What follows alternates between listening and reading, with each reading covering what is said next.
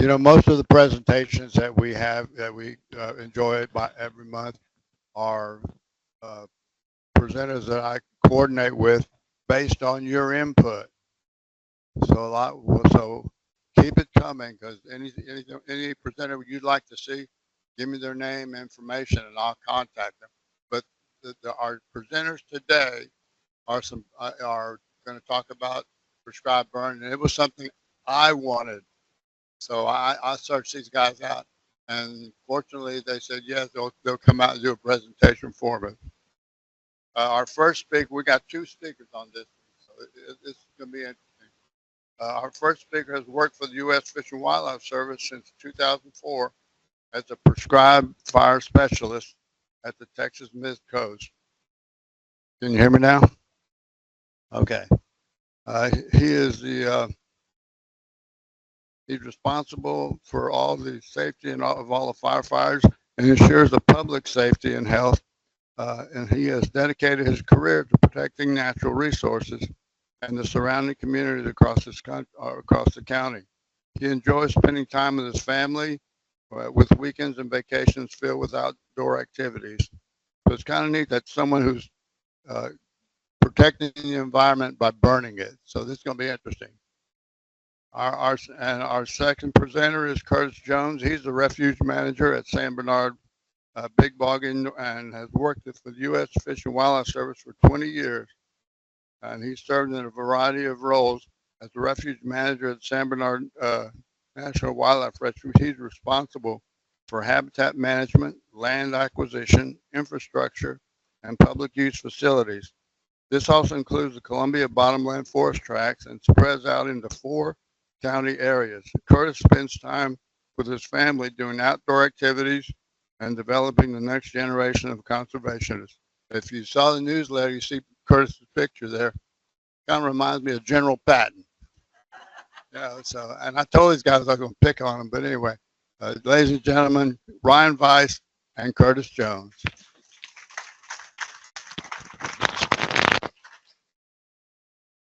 had to use microphones. I'm not happy about that.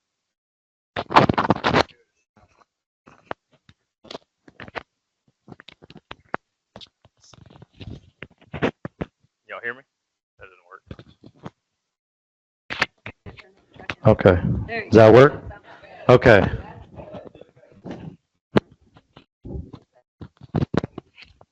How about now? Got it turned on. It's on.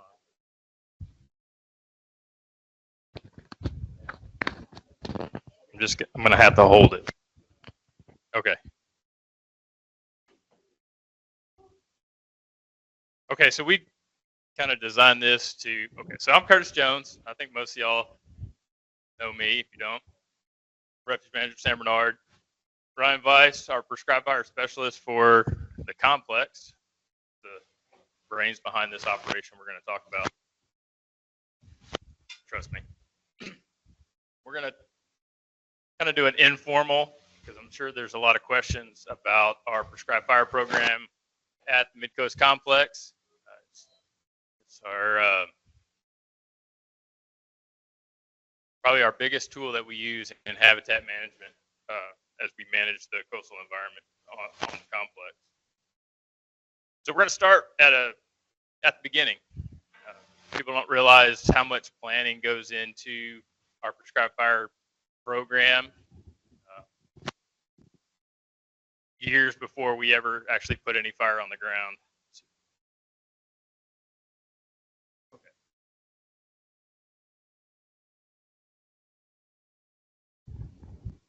Chip in whenever you want. We're going to tag team this, so I'm going to get out of the way. So when so at the refuge, whenever we burn, prescribed fires, like Curtis said, is a big tool for our habitat management. What we do, what we need on the refuge, and primarily our burning takes place down in the marsh. I know we talked about the complex is moving up into the bottomland hardwood tracts, which is very, very important. But also our coastal prairies are very important. And it's very important that we maintain these prairies with prescribed fire. So there's a lot of research out there that shows that all prairies, no matter where they are, whether they're tall, midgrass, post oak savanna prairies, coast prairies, saline marshes, all managed are all historically burned on a 3 to 4 year rotation. So that helps keep the woody species down, right? So that's what we're trying to accomplish there. But to do that, there's all kinds of hoops and obstacles that we gotta get through. Prescribed burning is it's a great tool. Unfortunately, the public understands fire as Smokey Bear. Only you can prevent wildfires, right? Well, that's true to a point. The problem is that it's hurt us in the prescribed fire world because now fire's bad. Well, yes, fire's bad. Unwanted fire's bad, but wanted fire in certain places at the right time and everything else is good fire.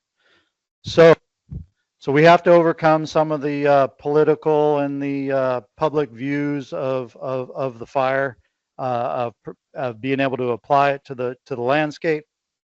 And so it's 3, even 5 years out, starting to plan. So we sit down with the managers. We talk about areas that we would like to burn. Probably about 3 years out is when we really start getting going. But that's when we start identifying units that we want to burn. From there, we put that into, of course, everybody's got to put it into a database. You can't do anything without a computer anymore, right? So we put that into a database that gets prioritized, and the budgets come down. So that's the big part, is we got to have money to do what we want to do, right? And it gets down. As it gets closer to, we picked a unit, we want to burn it. Say we want to burn here on the Brazoria Refuge. It gets down to the year before. We're going to get funding for it. It looks like it needs to burn. Okay, great. We're going to start. We got a burn plan. A year or two out, we start writing a burn plan. And unfortunately, this is where we're at right now for one burn plan, 2+ pages, double. This is printed on front and back. So quite a bit goes into that, right? We've got to have maps. We've got to have call lists. We've got to have all stuff that goes into it, right? So we put this in, we get a plan, and of course, I've got to write it. We got to have somebody review it. Well, we have multiple people, even the refuge managers review it. We have somebody do a technical review. So somebody who has the qualifications as a burn boss, they have to review this. They do a technical review and they put their name on this plan. And then it goes to our manager, comes back to our manager here, the complex refuge manager, and they're the one that signs off and approve this. So there's 5 or 6 signatures, 7 signatures on here just for a burn plan. And of course that falls under the refuge plan as far as it's covered under our CCP, which includes fire as a tool. So then year out, we also have to we follow state law, and down here on the coast we have to follow TEQ and their policy, burning in salt marsh. So on January 1, actually before that, the year that we burn, I apply for authorization to burn through TCEQ for every unit on the complex. That way that gives our managers the flexibility to, if we have a unit that, if we come through a drought and that unit's not ready to burn, we can move over to another one, we're covered. So that can be, that's another hoop that we jump through. Texas Commission on Environmental Quality. Mm-hmm. So when Ryan's talking about units, just so everybody's clear, we have basically chunked all the refuges in the complex up into pieces that allow us to burn effectively and efficiently, utilizing interior roads, fire breaks that we put in. So it's not, so we have some physical control over how we apply fire on the ground, and we're not just burning the entire refuge in one piece. So That's right. there's We try to use natural breaks too. A lot of times when we're burning up against the bottomland hardwoods, we can use those because they typically don't carry fire. We'll use those. We try to minimize the number of lines of control lines that we put in, and try to use natural barriers. That way, we're not disturbing the ground and having to deal with the additional cost of having to put in a mow and a disc brake with a tractor. So sand flats are another thing. We try to use a lot of natural barriers like water.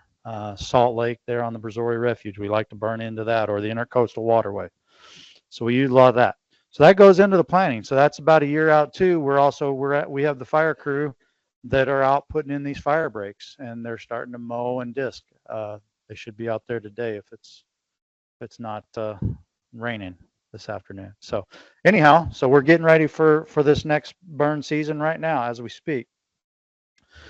As it gets closer, we start looking at things as far as fires that are going on in the area, right? So last summer we were in a big drought. We were at a very high planning level. They had major wildfires all over the state of Texas.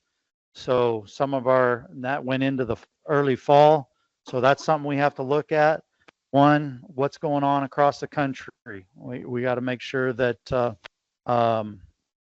that politically it's the right thing to do. I know we could do some burning down here on the coast. We're fortunate to have some of the natural barriers that would allow us to burn during these droughts, but is it politically the right thing to do when people are losing their homes up in East Texas with the big wildfires up there, and we're sitting down here, we're burning units here. So that's some of the other issues that we deal with. And this is, we monitor the Texas Interagency Coordination Center. This is their web page here. It shows different preparedness levels.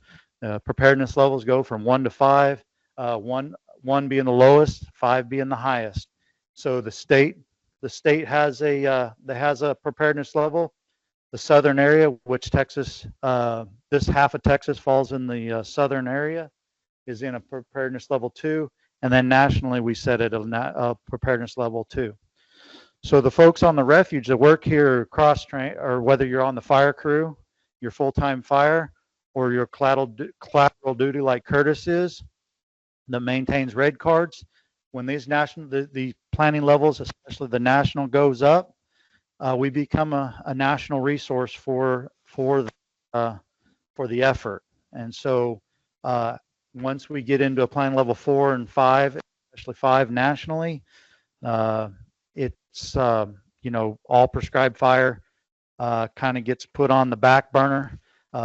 There's other hoops that you have to jump through to burn plan level 4 and 5, and a lot of times it's a no, just because politically it's not a good thing to be doing. But those of us with red cards, typically if you're available personally, expect you to go and help out with the national effort. So it's a good program. A red card is the incident qualifications card. It's a card that maintains it. It's basically your certification to be for Fireline. The red card, we require you to have a red card. You have to go through our basic fire training, which is a week-long course. We have a field day that's a part of that. There's a shelter. You have to learn how to get into a fire shelter. The fire shelter is what we carry here, and then pass a physical fitness test, which is a 3-mile hike with a 45-pound pack in less than 45 minutes. So we have a physical fitness aspect to the program too. All right. So safety is a big part. So, well, of course, here's our outdoor burn bans. We look at when we decide we're going to do a burn. What else you got on there, Curtis? Yeah, that is actually current right now. Yeah. So it's pretty dry in the western part of the state, and right down in the valley, which we actually have several refuges right down if you're familiar with the lower Rio Grande Valley. So we got several refuges down there. Yes, ma'am. Mhm.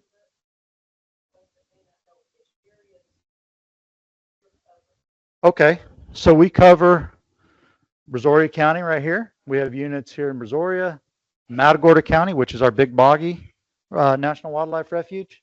And then we go up into Fort Bend and actually now into Wharton County. So, yeah. And I'm writing another burn plan, so I forgot I got to put Wharton County. The San Bernard's northernmost bottomland tract is just south of US 59.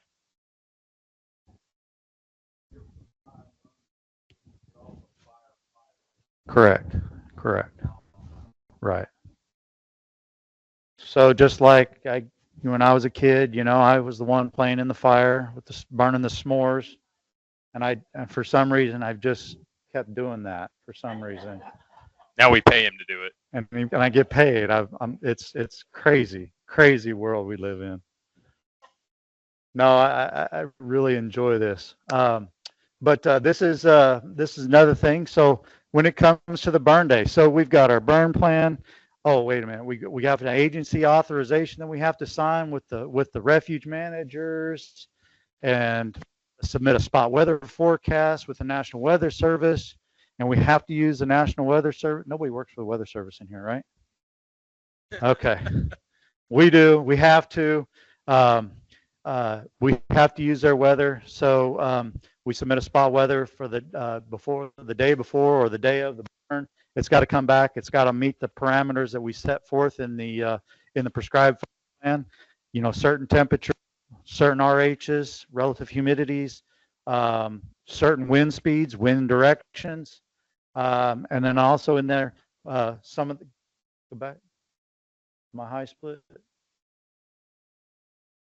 So here's one of the models that the Weather Service puts out for us. Trying to use this. I don't know if it's really working very well for us, but this is a model that shows the smoke plume trajectory where we're putting smoke. So here, one of the most difficult things we do here, and why the complexity of our burns is as high as it is because we're burning adjacent to the Houston Galveston Metroplex. How many million, what are we at, 4.5, 5 million people now in the Houston Galveston area. And so that's only 40 miles away or less. And smoke is a major issue that we deal with. And along with safety, the smoke causes big problems here on the coast. You may not have heard it. We've had a couple incidents where we've had unfortunately, it happened. We had a wildfire over just east of here, over on Chenier Plains Complex. The smoke sat in overnight. We get the super fog.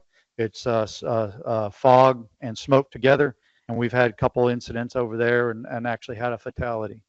So smoke is one of those things that we've got to pay close attention to. Unfortunately, you can see smoke, and so when everybody sees it, they're going to say something about it. We've got to pay close attention to that. So anyhow, so when we go ahead, next slide. Whenever we put in every day, the Houston Galveston National Weather Service puts out a fire weather forecast, and we look at these things.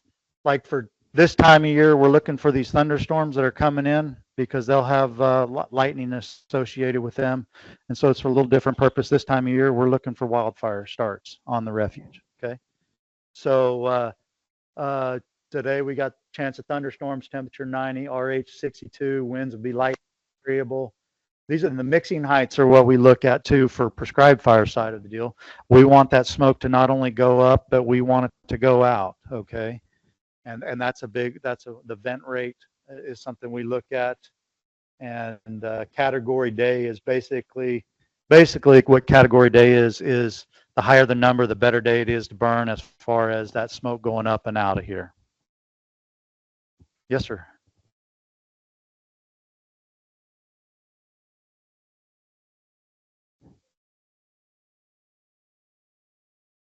Yes. So our 20-foot winds in wildland fire, we use a 20-foot wind.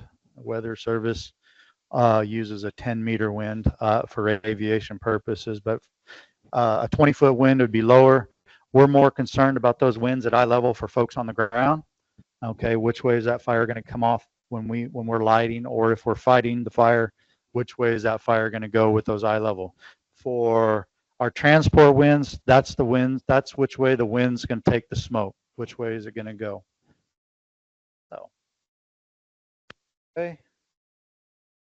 So weather is very important because when we put fire on the ground, weather and fuels are what's going to what's going to make the fire do what it's going to do, right? So we have two weather stations that are on the wildlife refuges, one on the San Bernard Refuge, one on the Brazoria Refuge. These take a lot of require a lot of maintenance. Every 2 weeks we're out there mowing around them, weed eating around them. Once a year they get all the sensors are replaced. That helps meet NFDRS standards.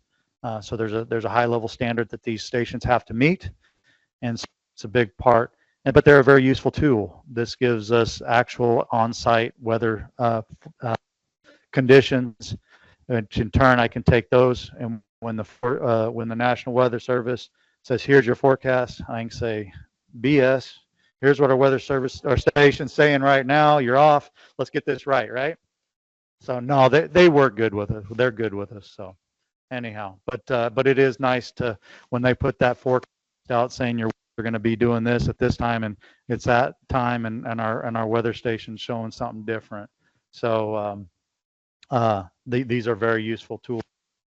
We have access to these via our two-way radios. We can also just dial it up. This was before cell phones, that technology. Now cell phones, we can pull it up and we can get real-time data off our cell phones, but you can do it on our two-way radios also. So, okay, here's the spot weather the request. It's all on their weather.gov website. You go to and then you navigate to the National Weather Service web for Houston Galveston. But the spot is it's a nationwide. So wherever I'm at in the country, whether you're in Alaska, across the U.S., down to Puerto Rico, you can put in a spot weather forecast, and basically this takes their general forecast for fire and gives a forecast for your specific location. Okay, so it gets we try to get very narrow, because we can be burning on one side of the refuge over on San Bernard, and then here at Brazoria, and conditions can actually be different. So matter of fact, when we're making planning for the day, sometimes we go from refuge to refuge just because of the differences in 20 degrees in the wind directions.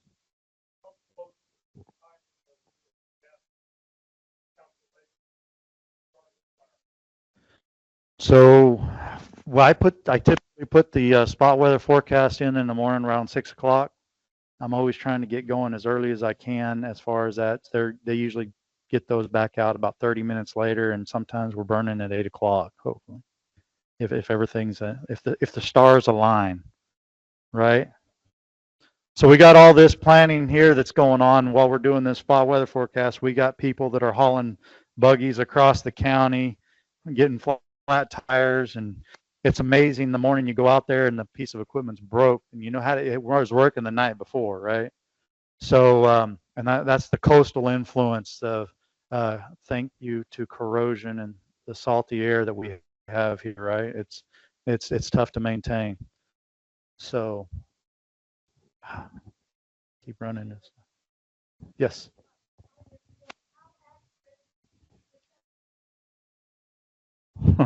The weather? You know what they say 50-50. about weather? I don't know. Probably Forecast. 50-50 sometimes. No, they do care.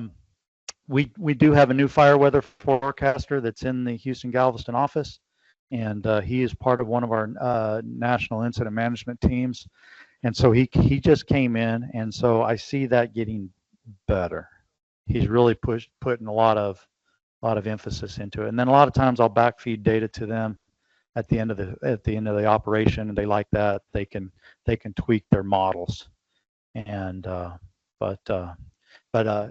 you know, I work with the National Weather Service quite a bit, and they have a point and click forecast. I don't know if you're familiar with the weather.gov.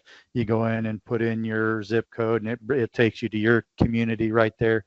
And if you move down on the right hand side, there's a little point and click. There's a little map, and you can put a dot where you want to forecast, or it'll move that forecast over to that dot. And then you can get actually the raw data. This is open to everybody, and that raw data is actually what I use the most on their general website.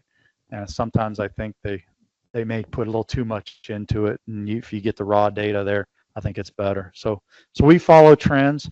A lot of times, in the past, they typically, their RHs, they may trend higher than what they're forecasting, right? So we'll follow those trends.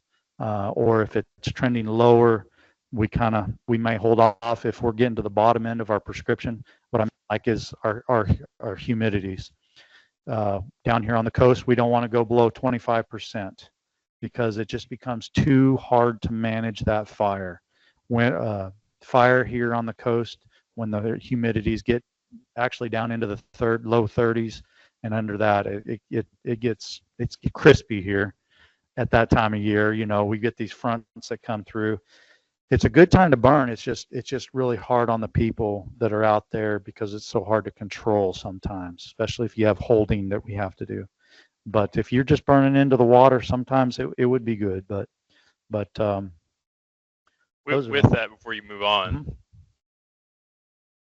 mm-hmm. we have a prescription for burning on this complex, and sometimes unit to unit.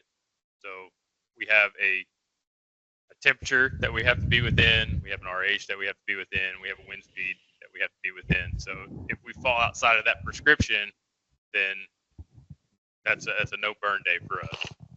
So when we start talking about RHs falling into the 20s, if we haven't already started burning that day, it's not going to happen. Yeah, so we have to start within the prescription, and the prescription's got to be forecasted to be within those, our forecast has to fall within our range of prescription. So now we have been burning, start to burn, the forecast is good, everything's good, and the humidity drops out and goes below. We typically will continue with the operation because, well, we're not going to be able to go out and put it out all the time. So this is another part of the planning, just complexity analysis that we put together. What else we got in here, Curtis? This is some of the other checklists that we do before we go out to burn.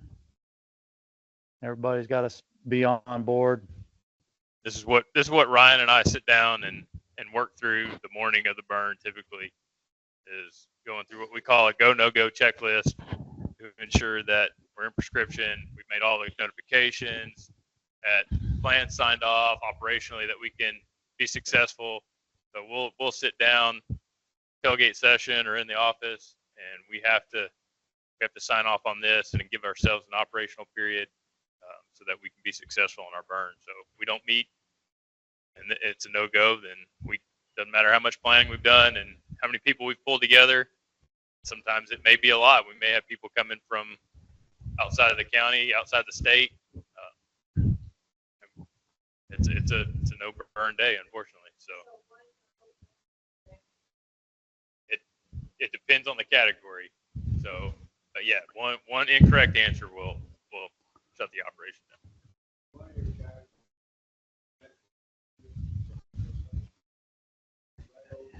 Yes.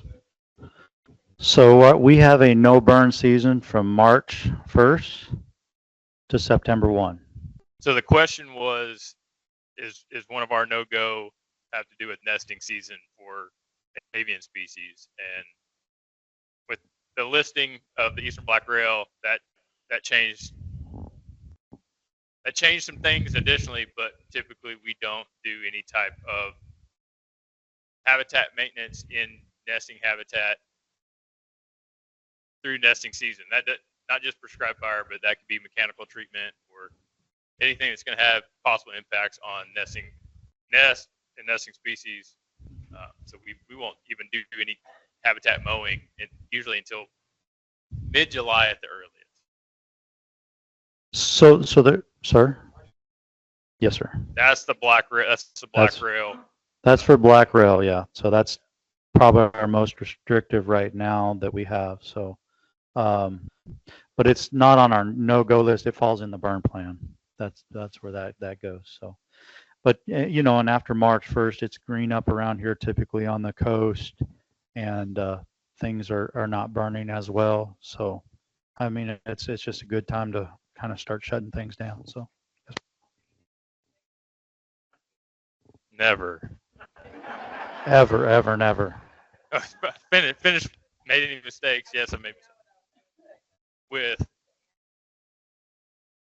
So I'll be completely honest with you. It doesn't matter what type of habitat management we do. There's going to be some non-target mortality. It doesn't matter if it's mowing roadsides, habitat mowing, prescribed fire. Unfortunately, that's just part of the environment. Whether that's avian species, reptiles, amphibians, small mammals, large mammal. It can happen, but keep in mind that all these species evolved with fire being a part of their ecosystem.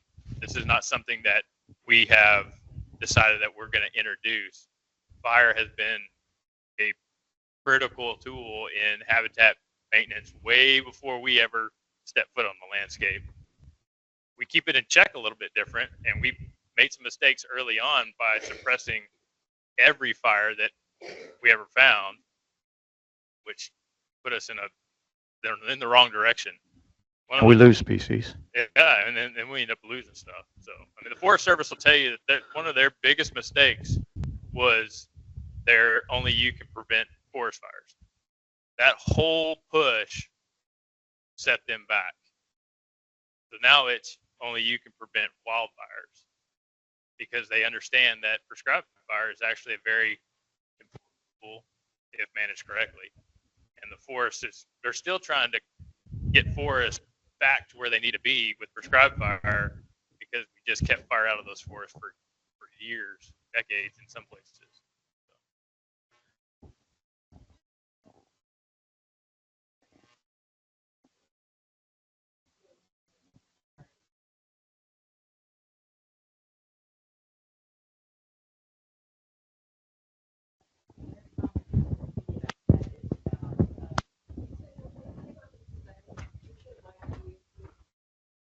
Their comment to me about that and how we explain that is that we're trying to preserve a habitat.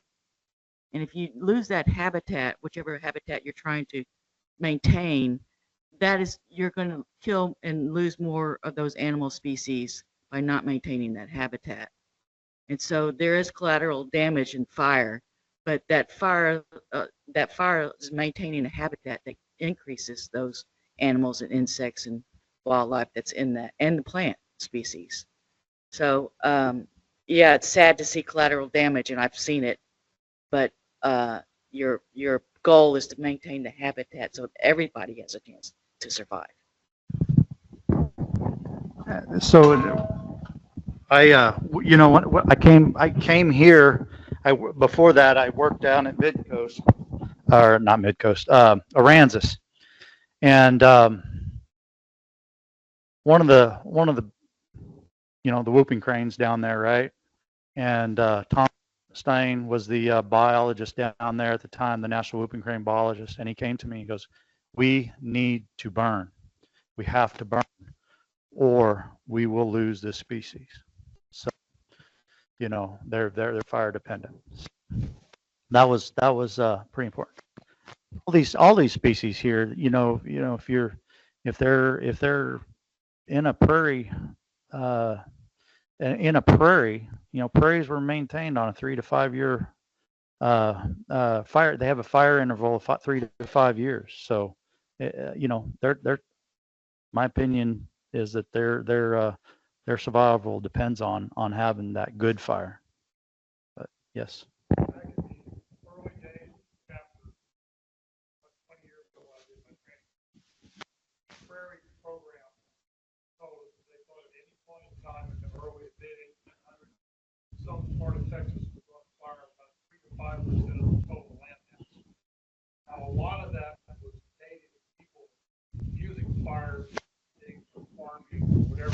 Mm-hmm. Lighting fire. At that point in time, there really wasn't any fire up. Right. You know, so they started eventually in range or whatever it was. And it was tough. Yeah, there's historical accounts that talk about fires that burned across the state, and people that were trying to travel across on horseback, they would have trouble getting across there because there was not enough food for their horses because it had all consumed in a fire. So fires were a big part of the state, you know, burned across here. So yeah, fire I think is very important. Good fire. We like to promote good fire. That's prescribed fire. We still have wildfire that's bad. So now, so we're here. We burn on the refuge for habitat, right? Right. Believe it or not, a lot of our funding comes from hazardous fuels reduction. Okay. So that's how we're doing some of this. So there's some benefit to prescribed fire, not just for the habitat, but for that hazardous fuels reduction, right? We're trying to prevent some of these wildfires from happening. But anyhow. I don't know if it's going to open right.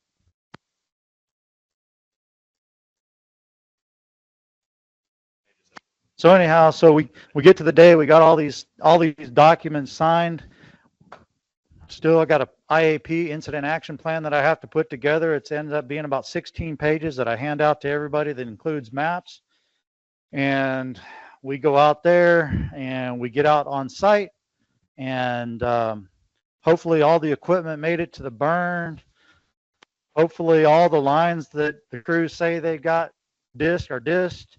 And we've got signs up out there on the road because we want to make sure we're telling everybody what we're doing, and we don't want them to call it in, which they're going to anyway. They don't read the signs. And we get out there and the wind's not blowing. So then we got to wait. We hope that it comes up. But no, say the wind's blowing. We got good winds. What we'll do is we'll end up doing a test fire. Okay, so we're on the downwind side of a unit. I don't know, we don't have that. We can if you want to. Do you have this map on electronic? Okay. So Curtis told me we might do this inside, we might not. We don't know yet. So us fire folks, we like to do everything on paper, you know, because we're out in the field. We don't have the screens, or well, we're trying to fight that. This is one of our shrimp farm Wharton units that we did this last year. This is the biggest unit that we've done on the that we do typically. It ends up being, the entire unit's about 9,000 acres, but what actually burns is probably about 4,500 acres in there. So, but Everybody familiar with Brazoria? Okay. So right here on Ryan's side, 2004 here. that's Hoskins Mound. If anybody's familiar, just for reference. Chocolate Bayou over here. Okay. So we get the right winds. We got everybody out here in the areas that we need to protect, because this is Hoskins Mounds, private land. We can't put fire onto them, even though they would like it if we did. So we have to come out here and we start our test fire on the downwind side of the unit typically. And that's basically the day of. We're out there, put the fire on the ground and make sure it's doing what it's going to do, to make sure the fuels that we're wanting to burn, they're going to be burned. Make sure, you know, may got some rain the day before, it may not burn, so we might call it off for that. But if everything's looking good, we'll go ahead and proceed with the burn. Okay. And typically, what we do here at the Mid-Coast Refuge is we don't want any head fires running across this unit. We wouldn't just want to light it here and let it run across, because then we have mortality, increased mortality, right? So we we try to light in certain patterns that help prevent the loss of wildlife. So it's very important to us. That's why it's important that we get to do this, and it's not a wildfire, because we're able to apply fire to the landscape that helps prevent some of this mortality. Now, if this is in a wildfire situation, I can't promise you that. But if we do get a wildfire out here, we're going to try to do what we can, but we got to account for firefighter safety and the public safety first. So, and we got to do at that time, we got to do what we got to do. But typically, when we light, we'll light flanking fires. So we have to burn with a north wind, because we don't want to smoke out Freeport, Lake Jackson, any of those. They don't like that for some reason. And yeah, Clute. So we have to be very mindful of that. So this unit here, we can burn with a due north wind to a northwest wind. Any of them is a good wind for this unit here. When we're firing through here, when we get to a unit this size, we're going to use aircraft. So not only do we have to worry about the guys hauling the equipment over to getting all the documents signed, then we got to bring another helicopter, which we use Republic helicopters that's right up here towards Santa Fe on 2004. So they're inbound with aircraft. So we're working with them, trying to get them in. And then we have to put the machine in. Hopefully that thing works. And so the helicopters, when we'll put this PSD machine in here, the red machine on the end there, that's our plastic sphere dispenser. Okay, that's what helped light some of these lines that we're talking about. So if the wind's blowing this way, we don't want to light a line of fire this way and it all goes like this, because that lights a head fire, right? So what we try to do is we light into the wind. Okay, turn it off, come over, and then light along with the wind. So what that does is it lights a line of fire. We get a flanking fire. So when we light, it burns off the line. It doesn't, it's just burning, it burns into itself. And these lines flank together instead of just running and out. So it provides avenues for a lot of wildlife to move out of the way and into other refugia throughout the unit that doesn't burn, okay? They drop spheres. So we'll go into that. I'll hand the full to you and pass them back. There you go. So these are spheres. Okay. No marshmallow. I already burnt those.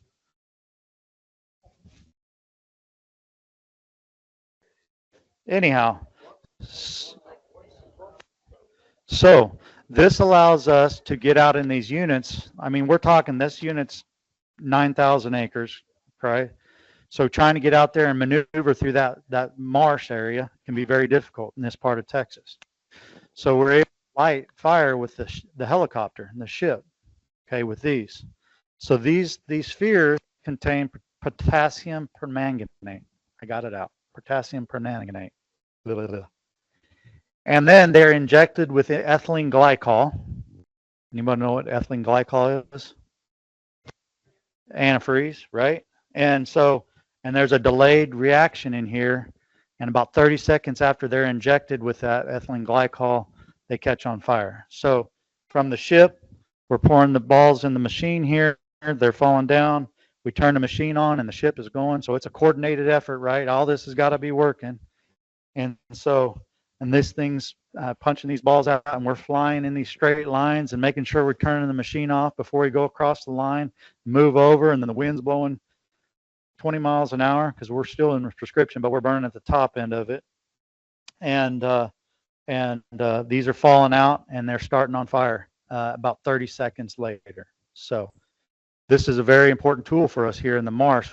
It's very important. That's one of the reasons why we like prescribed fire so much, is that we can put that fire out on the landscape when and where and how we want to, versus if we had a wildfire, we may not be able to get the helicopter, We may not have this machine. We may not have the people to run this. We have to have a pilot, of course, for the ship.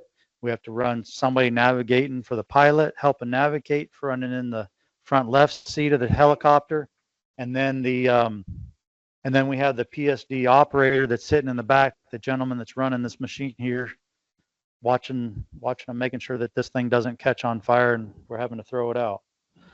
So it does happen. No, typically it all starts on the ground with drip torches. Everybody's familiar with drip torches. Told you, Curtis, we're going to make a mess bringing that in here. Anyhow, we'll clean it up. But we typically we use drip torches. That's the folks on the ground that they're using a drip torch.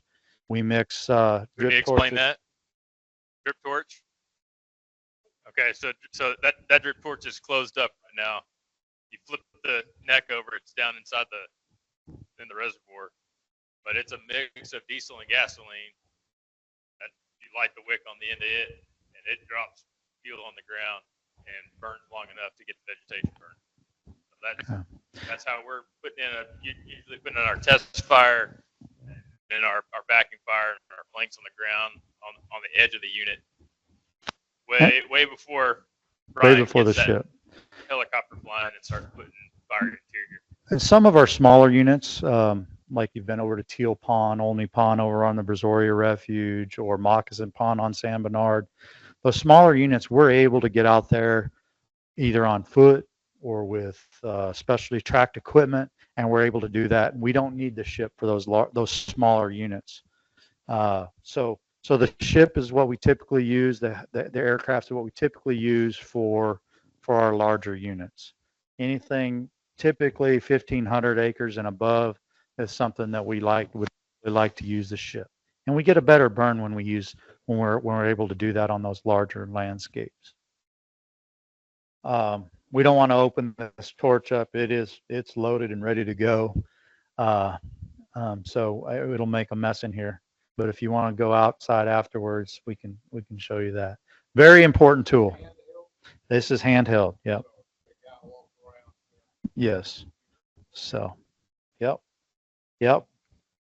There's a lot of walking down the fire line. A lot of walking. We were just at Padre Island here about 3 weeks ago, and I think we walked 8 miles lighting fire down there. So fortunately, we were able down there. They're struggling with their prescribed fire program at this time, trying to get clearances for the rail. So we were able to go down there and help them out with that. And actually, just the winds lined up and everything, we were able to walk and light sections and allow it to burn and not do a steady line of fire. And we were able to create those avenues and help protect their rail down there. So, yeah. If we have time, we can, we have some tools and different ways that we can do, help the wildlife along. I mean, that's what we're here to do, is protect the resource, right? And that's important to us. We want to do that. So we're not out here just burning things down like when we were kids watching things burn. So.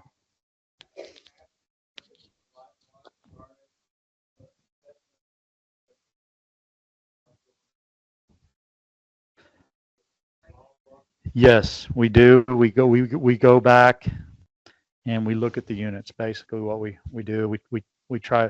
That's where we work with refuge managers, biologists, everybody, making sure we're all on board with that. When funding was good, we actually had fire staff that were hired for monitoring. So we would do pre-burn monitoring. Monitoring while the burn was going on, and then post-burn monitoring. But those days are long gone. So basically, it comes down to the monitoring ongoing monitoring that's going on the refuge, and then just working with our biologists and our managers and making sure that we're all on board in what we're doing. A lot of what we're doing is not specific to. We have objectives that we're trying to meet with the application of prescribed fire, but we have objectives that we're just trying to meet overall with the habitat. So it's not, what we're monitoring is not specific to that single application of fire. It's which direction are we taking the habitat in the long run. So Ryan and I have had countless conversations about habitat management, and there's no single tool that will manage the habitat down here. It's a combination of tools that actually gets our habitat where it needs to be, whether that's prescribed fire, mechanical operation, herbicide application. So it's a combination, and that's what we're monitoring for. So you may drive around Brazoria or San Bernard and see a bunch of fence posts with paint on the top of them. Those are vegetation monitoring points that we've put in place so that we can go back to the same location and re-sample and see if the habitat is going the direction we want or it's going in the opposite direction. I don't know who's first. Okay. You know, if you're firefighting, and you see things on the ground out of years of experience here, I noticed the eastern backward plant continues to come back. Is there an option, timing or anything like that that's more effective than what we've seen? Always in debate, but remember that Bacchus is a native plant here. So it's part of this. It's part of the program. We've limited fire. We've removed fire from the landscape typically. And an off refuge, we have other issues like overgrazing and that kind of stuff that help promote the eastern or the Bacchus. So it takes all tools at this point, I think. It takes fire, it takes mechanical, it takes chemical. We don't want to eliminate it because it's a native species here, but we want to make sure that it doesn't get out of bounds too. So that's a slippery slope, I guess.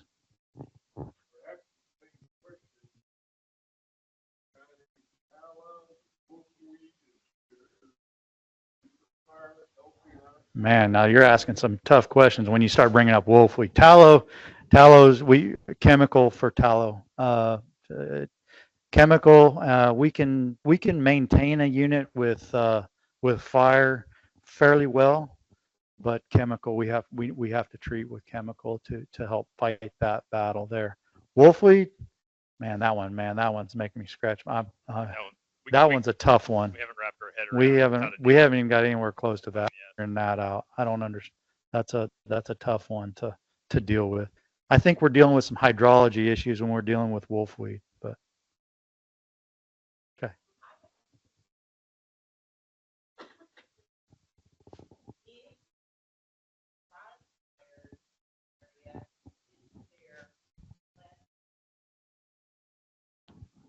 Yes. Yes.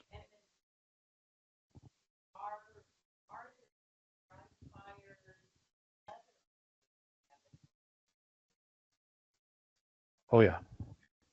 Across the country. I mean, fires in the southeast burn in the pine stands. They burn through there. Just here in East Texas, you go up to Sam Houston National Forest up there. They have a large fire program up there. They're burning many acres. So to answer both those questions, last summer when the state had all these devastating wildfires burning through communities, and I was up there on the fire in Jasper helping out.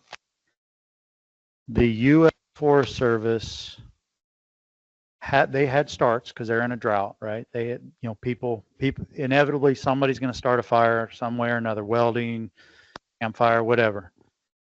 Not one fire that they had start on the national forest in East Texas got above 20 acres because of their active prescribed fire program. And I've tried to get them to make this, blow this up, put a magnifying glass on it because it's very important. It's very important to their program. They'd have lost the forest last summer had any of those started. There was the fire that I was on burned and it went in a direction towards the forest. When it hit the forest boundary, just fell down on itself. So it's So yes, there's some bumper stickers out there. More prescribed fire means less wildfire. It proven time and time again. It's the liability issues with prescribed fire that really prevent people from doing more of it. You know, our private landowners, we hear all the time, we'd love to do more, but you know, it's a dangerous business, you know. And you know, I've always worked for the government and burned on the government government lands. And we about 10 years ago started burning on my personal property, and we're talking little 6-acre burns.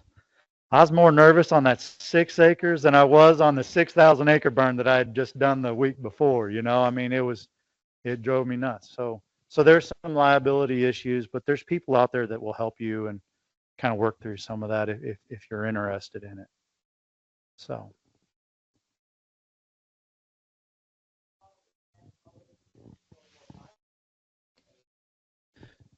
So we have a call list that the day before the burn we'll call. We call the Brazoria County, we call the sheriff's office, we call Lake Jackson, we call, oh, I mean, all the neighboring landowners, we call. It's about this long, and it's kind of a pain to do, but it's important that we let them know that when we're burning and where we're burning, what we're doing over there, so they don't call and get a one here and then back to you. I guess it's a comment. I was on one of the news programs that we wildfires we had up in the Panhandle. I can't remember the name of the town. There was a town that had a prescribed burn around town, and they were not impacted. They didn't lose anything, and they lost very little. Yep. And that's based on what landowners. I don't know if it's about public land around there. That surprised me that Yeah. it got by. I heard about that. I haven't read into it much, but I know it is up there near Lake Meredith, which is it just is some Park Service property that's up there, and I know some of those fire departments up there do have they have an active prescribed fire program up somewhere around there. But yeah, communities, we get money to help firewise our communities, and we're able to do more burning with that too. But we do other things too. We put in fire breaks, you know, disc lines around here. We do some haying. We contract out with a local rancher to hay. So if they come in there and they cut that grass down in these strips around communities like Demijohn, if you're familiar with that, some of those open areas around there that are on the refuge, they're actually cutting those areas for hay so that we can keep that fuel loading down and manageable if we were to get a wildfire in there. So yeah. Okay. I'm not very good at that. Mm-hmm.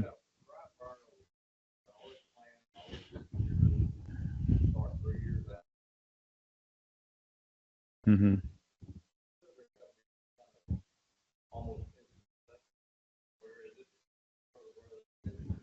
Correct.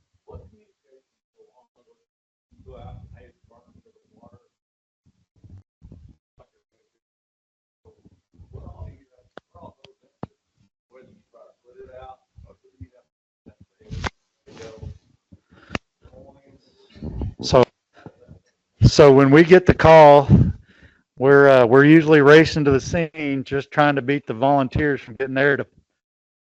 They're running out on the refuge and getting stuck and everything else, which we love them to death. Don't get me wrong, they do a wonderful job. We appreciate our volunteers, but we're trying to beat them there so that they're going to run out there and put wet stuff on the red stuff, right? They're wanting to spray their water hoses and everything else.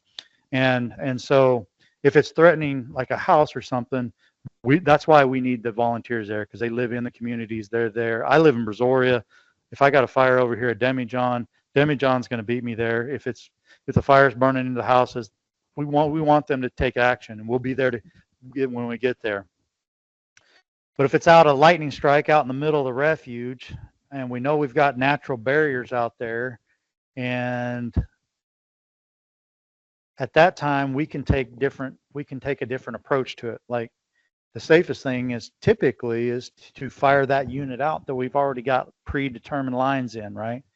So, and if we have the time, we can bring the ship in, we can light our fire lanes that we want to, or our lines that we want to, so we're not getting a big head fire, and we can actually utilize that fire, because fire didn't just burn here in the wintertime, it actually burned year round. So I know we have nesting season, and those are the things that we like to kind of eliminate, fire. I mean, we would never want to light off 10,000 acres if we didn't have to during this time of year because of nesting season. But if it comes to firefighter safety and public safety, we've got to take advantage of it. That's why it's important that we do it with prescribed fire. So we do it the time of year we want, where we want, and then we don't get in those positions where we have to fire everything off and create these large units. Mm-hmm. Mm-hmm. Mm-hmm. Yeah.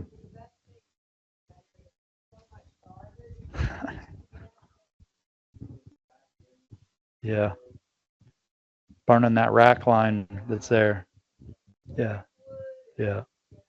Yeah. It helps clean that stuff up. We get a lot of that, when we have these storm events, the whole Surfside beach ends up washing up Brazoria Refuge, all the junk, trash, and Coast Guard signs and buoys and everything else we end up obtaining. Yeah, there you go.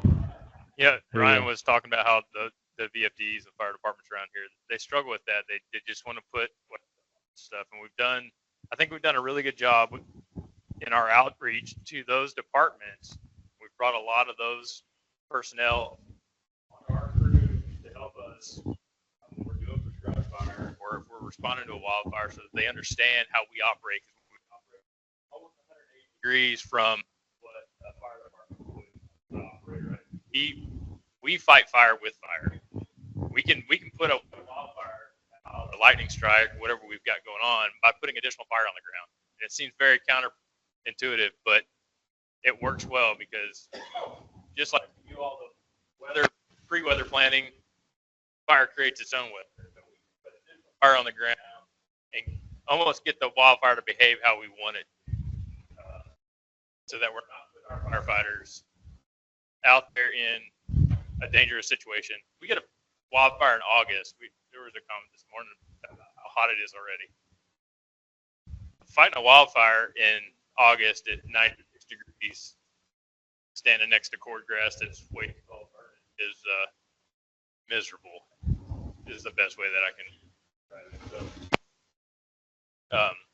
it. We've done a great job of trying to convince the local community that there's times where it's a lot better. I was in Oklahoma one time, and they had a wildfire, and the fire crew was trying to do a burnout, and we drove past where they were lighting fire and had to radio them and say, "Hey, the VFD is putting it out 30 yards behind y'all." And the fire crew was clueless that they had showed up, and they were just putting it out as fast as they could put it on the ground.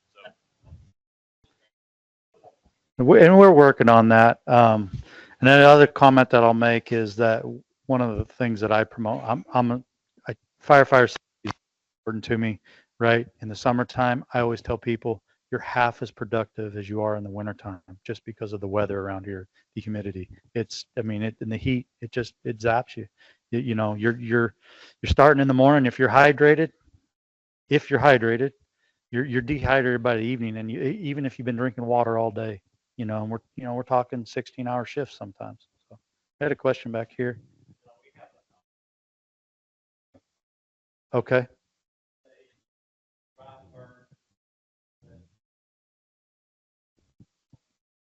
No. So we actually work with some of our neighbors too. Sometimes when we burn, it's advantageous to the refuge to burn private property along with ours. One is down in Sargent. We burn with Sargent Ranch sometimes.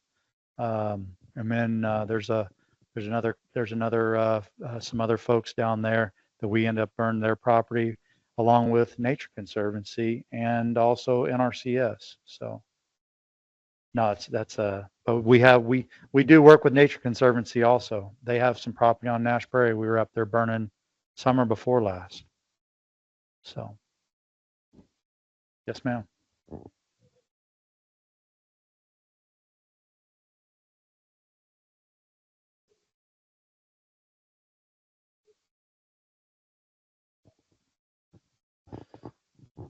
So unlike a wildfire where everybody can come and help out, on prescribed fire, we require our folks to be carded, which is not the same qualification system that our volunteer fire departments use, unfortunately.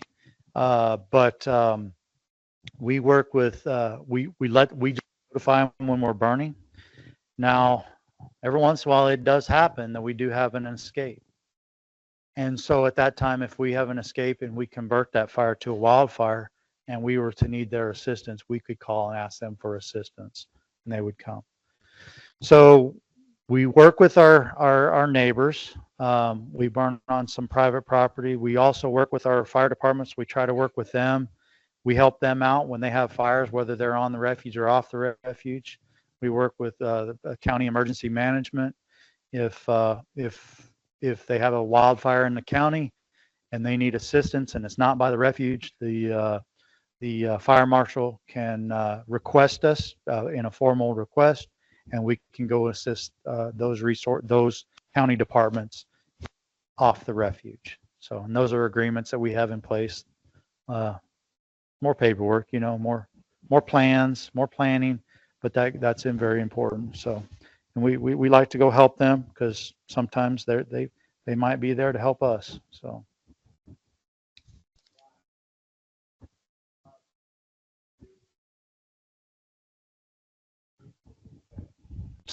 the good question, because I'm rewriting a burn plan right now, and we're whittling that down.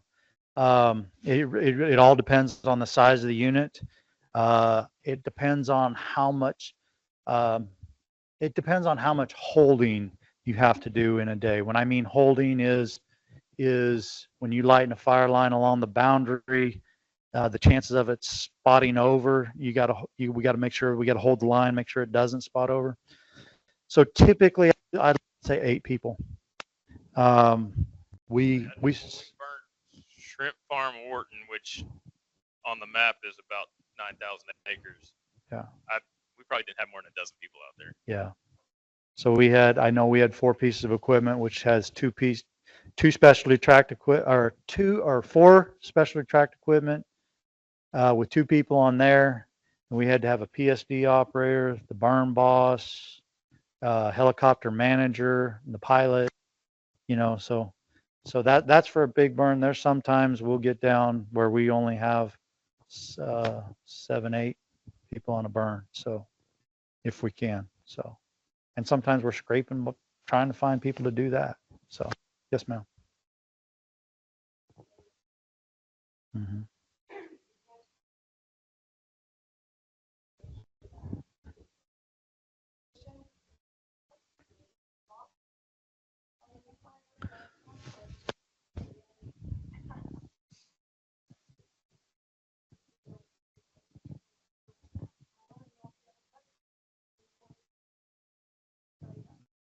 All the time. We work with, it's not so much trapped, it's making sure that everybody comes out of the field at the end of the day. We have accountability. So me as a line supervisor or whoever that may be, that's part of your job, is having a list of who you've got working for you, and you need to make sure that they're out at the end of the day. And at the end of the day, if Curtis isn't out there, I'll call Curtis, hey, we're off the fire line and we're all going home that night. So the fire pack is something that we carry. Typically, this comes from more on being on Western fires.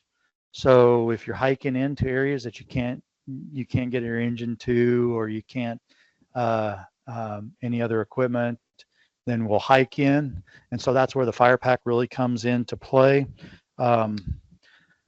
We've got to make sure we carry plenty of water and everything else. And typically a fire pack is around 45 pounds.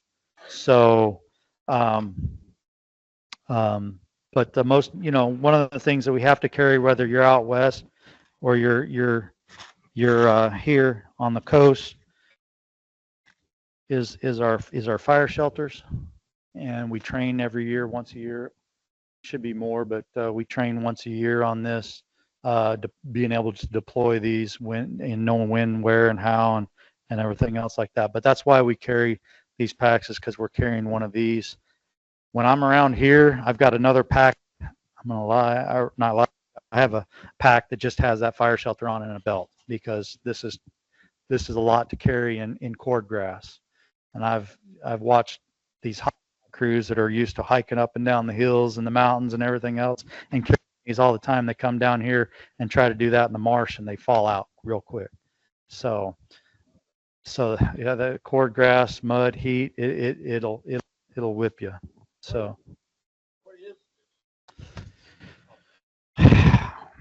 It's the worst tent that you've ever slept in. it's the worst tent. Yeah, it's not waterproof.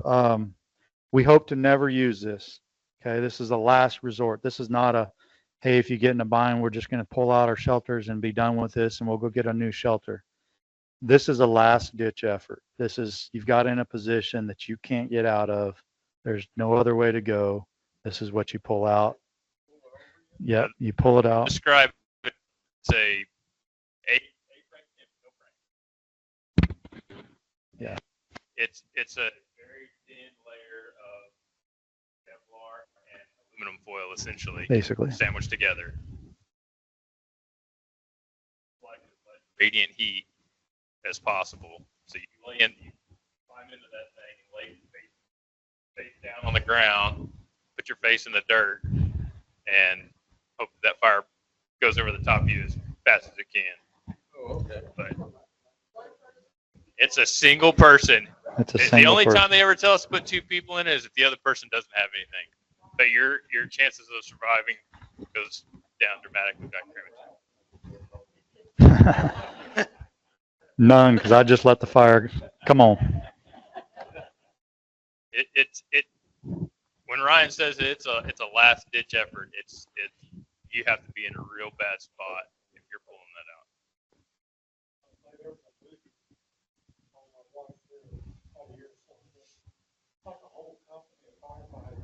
Yeah. Granite Mountain, nice 19 firefighters. Arizona. Yeah, Arizona. Yeah. Granite Mountain hotshot crew. Yeah. So there was one crew member that was left, that survived, and he was their lookout. And so in that terrain there, we typically post a lookout over here while the crew's working down here, and he wasn't there with them, or he'd have been there with them. So anyhow.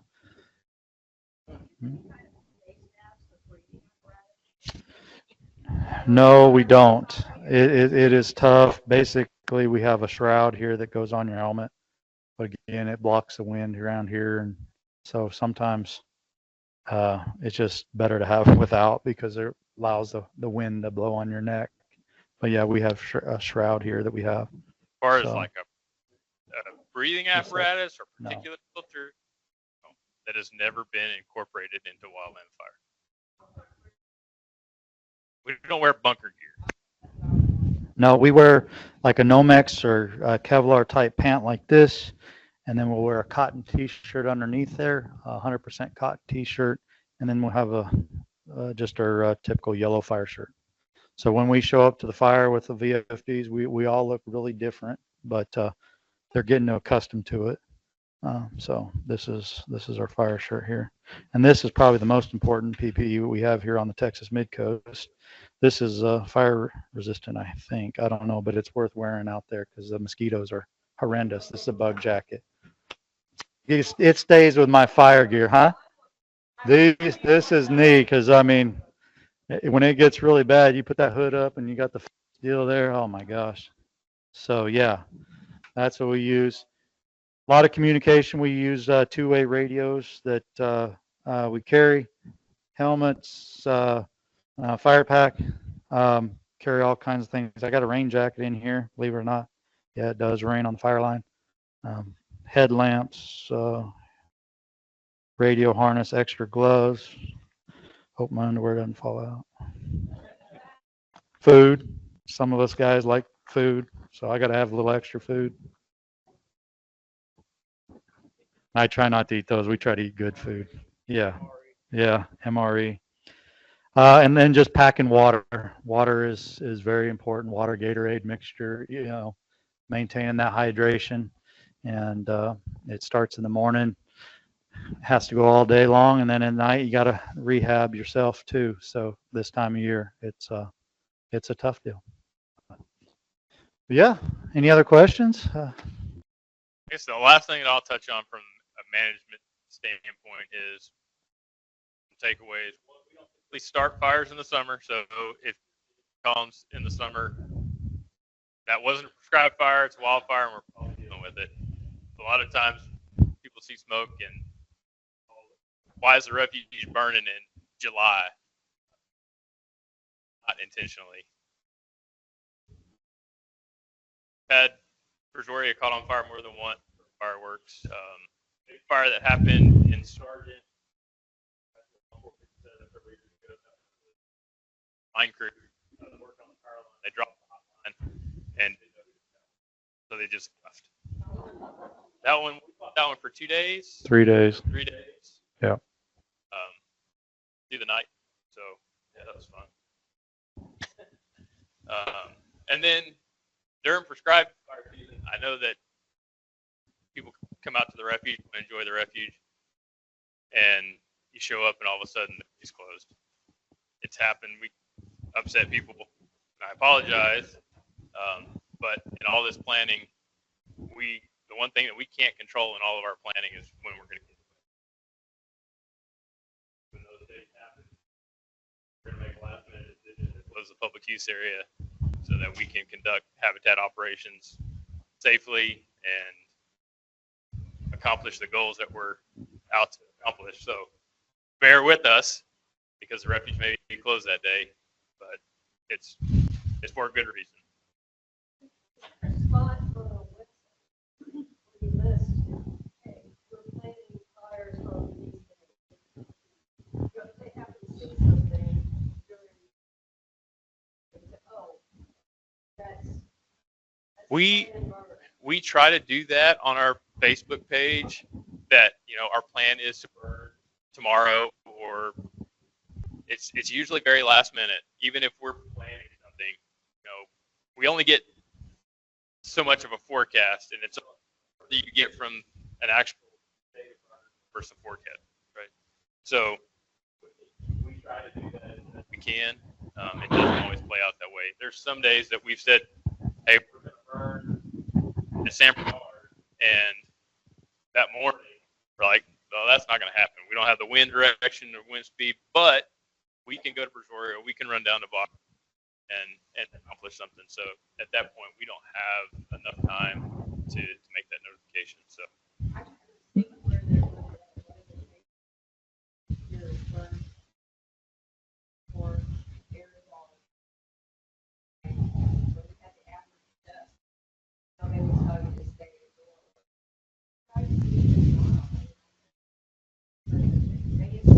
thanks. We try. We try. We try.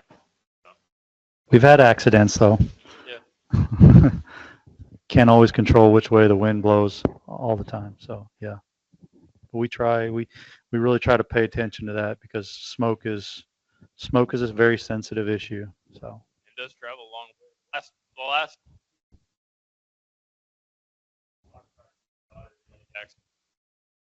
there was a private in county somewhere that lit a fire, and that evening all that smoke fell out in town. You could tell, you could see it, even at 8 o'clock at night, you could see it. So try not to